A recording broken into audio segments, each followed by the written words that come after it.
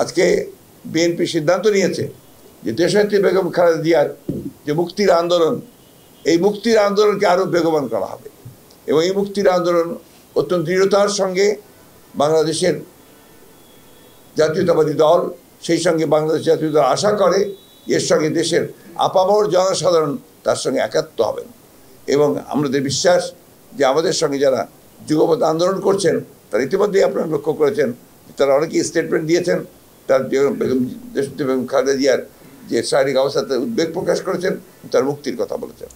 আমরা এই মুক্তির আন্দোলনকে একটা চূড়ান্ত পর্যায়ে নিয়ে যেতে চাই। সেই লক্ষ্যে আমাদের আজকে যে যৌথ সভা হয়েছে, সেই যৌথ সভায় আমরা কয়েকটি সিদ্ধান্ত নিয়েছি। এই সিদ্ধান্তগুলোর মধ্যে আছে যে আগামী 29শে জুন শনিবার আমাদের নয়াপল্টন অফিসের সামনে সমাবেশ অনুষ্ঠিত হবে দেশনেত্রী বেগম খালেদা জিয়ার নিঃশর্ত মুক্তির দাবিতে। এটা হচ্ছে আপনার 29শে জুন। এরপরে আপনার বিকাল 3টায় অনুষ্ঠিত হবে।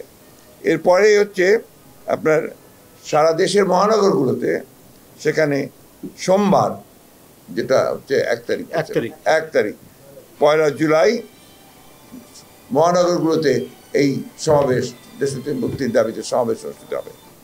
এরপরে হচ্ছে 3 তারিখে সারা দেশের জেলা সদরগুলোতে তার মুক্তির দাবিতে সমাবেশ অনুষ্ঠিত হবে। আমরা আশা করব যে আপনাদের মাধ্যমে এটা সমগ্র জনগণের মধ্যে পৌঁছে যাবে এই প্রোগ্রাম কর্মসূচি, এবং আমরা এটাও প্রত্যাশা করব জনগণের কাছে যে জনগণ যেন তাদের প্রিয় নেত্রী দেশনেত্রী বেগম খালেদা জিয়াকে তার প্রাণ রক্ষা করা, তাকে মুক্ত বাতাসে রাজনীতি করার সুযোগ সৃষ্টি করে দেওয়ার জন্য তারা আপ্রাণ চেষ্টা করবে এবং তারা আন্দোলনে ঝাঁপিয়ে পড়বে। ঢালাইয়ে দৃঢ়তা, নির্মাণে নিশ্চয়তা, প্রিমিয়ার সিমেন্ট, ঢালাইয়ের রাজা।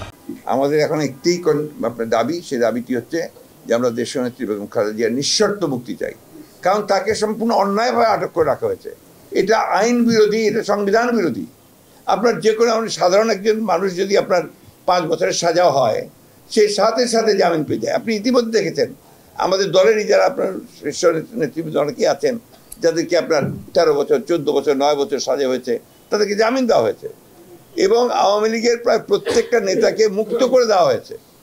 তাদেরকে এই ধরনের আপনার সাজা হওয়ার পরে তাদেরকে মুক্তি দেওয়া হয়েছে, মন্ত্রিত্ব পেয়েছেন, এমপি নমিনেশন পেয়েছেন। তাহলে শুধুমাত্র দেশনেত্রী বেগম খালেদা জিয়ার ব্যাপারেই এটা অর্থই হচ্ছে এই আইনটা প্রয়োগ, তারা এই বিধানটাকে প্রয়োগ করার চেষ্টা করছেন। আসলে এই ধরনের কোনো বিধানও কিন্তু নেই। আপনি জামিন দিতে পারবেন না, এটা একেবারেই কোনো বিধান নেই। এটা তার প্রাপ্য, এটা তার কনস্টিটিউশনাল রাইট। কারণ এখনও কিন্তু তার মামলা সুপ্রিম কোর্টে যায়নি, সুপ্রিম কোর্টের কাছে পেন্ডিং আছে এখনো। সুতরাং এই বিষয়টা অত্যন্ত গুরুত্বপূর্ণ যে তারা অত্যন্ত পরিকল্পিতভাবে তাকে এই কারাগারে আটক করে রাখছে, যেটা সম্পূর্ণভাবে বেআইনি। আপনার ইসের মধ্যেই আছে, একটু শেষ করি। আপনার দেখবেন যে কারা কারা জামিন পেতে পারে। সেখানে বলা আছে যে বয়স্ক মহিলা, অসুস্থ মানুষ, সবাই তারা জামিনযোগ্য, যত বড় মামলাই হোক। তাদেরকে ট্রায়াল ফিনিশ দেওয়া পর্যন্ত, অর্থাৎ আপনার সুপ্রিম কোর্টে না যাওয়া পর্যন্ত তাদেরকে জামিন তারা পেতে পারেন।